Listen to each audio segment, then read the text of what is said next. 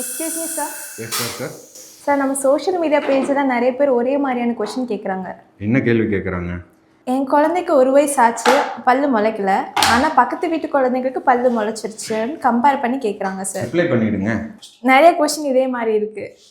சரி, நான் வேணா வீடியோ பேசுகிறேன், நீங்கள் வீடியோ எடுத்துக்கோங்க. சார், ஆல்ரெடி எடுத்துட்டு தான் இருக்கேன் சார். அப்படியா?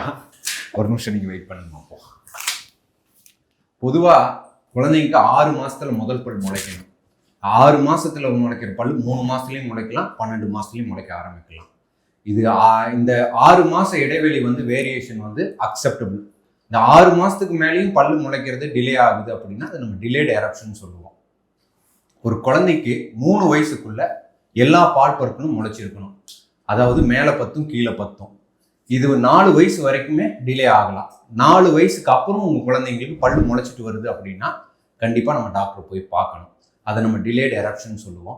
இதுக்கான காரணம் என்னன்னு பார்த்தீங்கன்னா, குழந்தைக்கு ஊட்டச்சத்து குறைபாடு இருக்கலாம், குறிப்பாக வைட்டமின் டி இல்லை கால்சியம் இருக்கலாம், சிண்ட்ரோம் இருக்கலாம், டெவலப்மெண்டல் டிசார்டராக கூட இருக்கலாம், ஏன் சில சமயம் ஜெனட்டிக்காக கூட இருக்கலாம். ஸோ 1 வயசு ஆனதுக்கு அப்புறமே உங்கள் குழந்தைக்கு பல்லு முளைக்கலின்னா பக்கத்தில் இருக்கிறவங்க டென்டிஸ்ட்டை போய் செக் பண்ணிக்கோங்க. அதனால எந்த தப்பும் இல்லை.